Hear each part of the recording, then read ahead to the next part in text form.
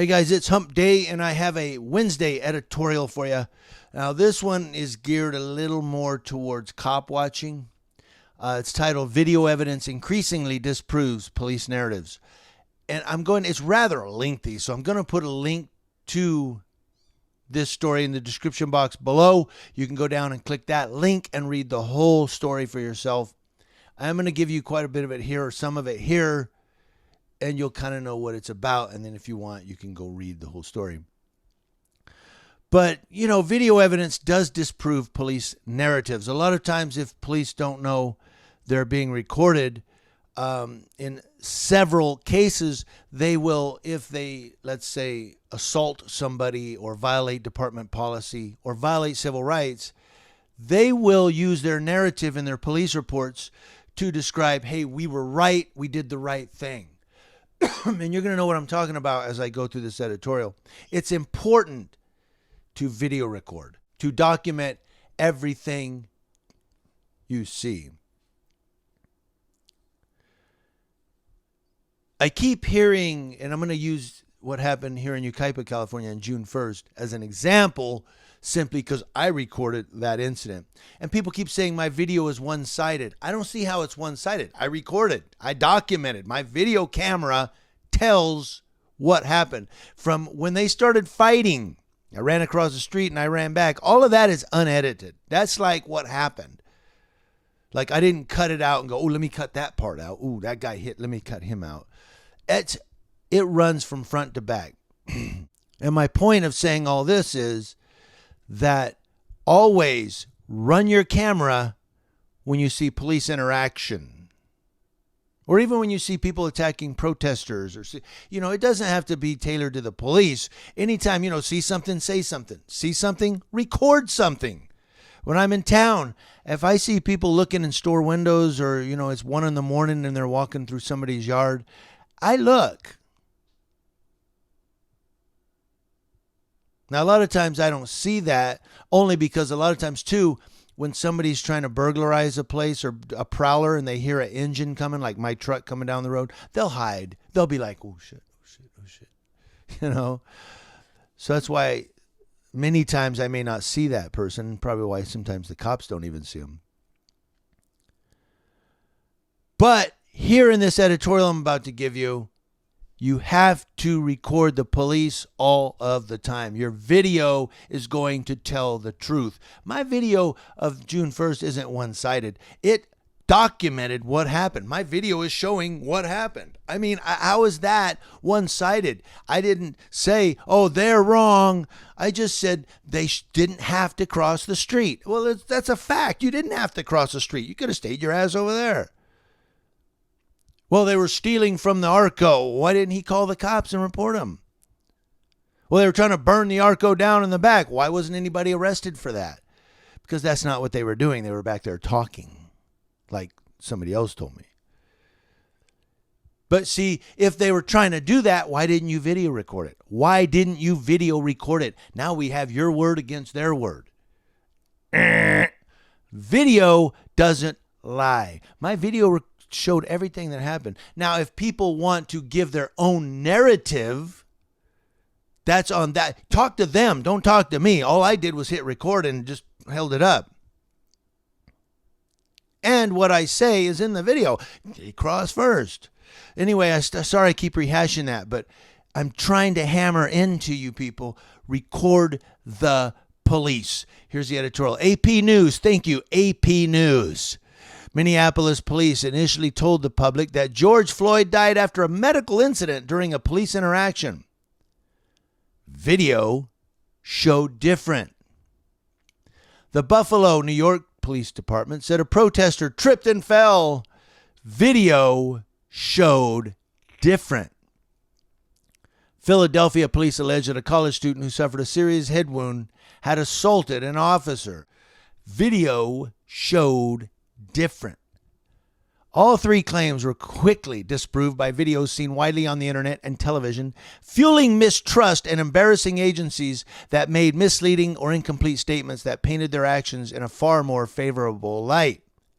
Police departments deny lying, but acknowledge sometimes making mistakes when releasing information in fast-moving, complicated situations. The videos, they say, do not always capture officers' perspectives. Nyla will agree with that. Point is that sometimes video doesn't capture all the perspective. In other words, these people that say, they send me videos and they say, look, this officer punched this guy and he's assaulting this guy. And when I watch the video, it starts with the guy going, come on, and don't touch me. And he's getting punched and beat and he's getting handcuffed because he's resisting arrest. My question is, what did that guy do 3 minutes before that video started? That was a bad example, but you know, it's like when someone starts a video and the person's getting arrested and they say, look, this guy's getting arrested for nothing, you know, and I'm like, okay, but why didn't you start recording 3 minutes ago when the cops walked up to him? So yeah, sometimes videos don't show the whole perspective. I understand that. And even I sometimes, as I'm recording, maybe something doesn't get caught. But something like them saying, well, George Floyd died for a medical incident during an arrest. And then we see a video that a cop has his knee on the guy's neck, on the side of his neck, where he has to breathe for 8 minutes. Video showed he didn't die from medical complications. He died because an officer put his knee on the guy's neck and he couldn't breathe. I know people argue that and say, well, no, it was the carotid artery and it was this and that. You know, we can go back and forth on that. At the end of the day, the man died because an officer's knee was on his neck. Basically, that was it. Yeah, he went unconscious. You see his head slowly relax as he hits the pavement. He's dying. And video captured it. There are people out there that go, cops are just doing their job, man. Come on. Were they just doing their job when they busted into the house and shot Breonna Taylor looking for drugs, found no drugs, and it was her boyfriend, not her, they were looking for? She was an EMT. So technically, she was one of them, and they shot her, and nobody was charged with anything. In Buffalo, authorities suspended and charged 2 officers, they've been charged now, who were seen last week shoving peace activist Martin Gugino, who fell backward and struck his head on the sidewalk. The charges came only after video captured by a television crew was broadcast, not before. The shove was not mentioned in an initial statement saying that Gugino fell. Oh, he fell backwards. That's not what the video shows. Video, I see these people talking to the police. Nobody's recording. And then I come up with my camera and they go, hey, we don't want you recording. Yeah, okay. Civil rights lawyer Michael Avery, who is the board president of the National Police Accountability Project, said false claims by the police had long been known to inner city communities. He said, quote, but what is happening now with video, this is getting out into the larger world, into the media, into white communities, suburban communities, and people outside the affected communities are becoming aware of what's going on. It's a completely different situation. Yes, with video now and social media, we're seeing police officers violating people's civil rights, committing murder, committing assault, committing battery, and they are being recorded. And it is now known across the whole nation what they're doing. And then they lie about it on a police report and the body cam footage comes out and you go, that's not what happened. The old lady in Mesa, Arizona, when the cop, she was all confused and the cop said, get over here, and jerked her down onto the sidewalk and she hit her face. And then another video recorded, I believe it was by her daughter, but she's in the hospital room and the officer comes in to talk to her and she goes, what happened? And he goes, oh, you slipped and fell. I just came by to see if you're okay. She didn't slip and fall. We saw on video the cop yank her arm and she went to the ground. Oh, you slipped and fell. Really? Yeah, she slipped and fell after the cop yanked her fucking arm. But the video, see, caught that lieutenant lying. Yeah. And he lied on video later.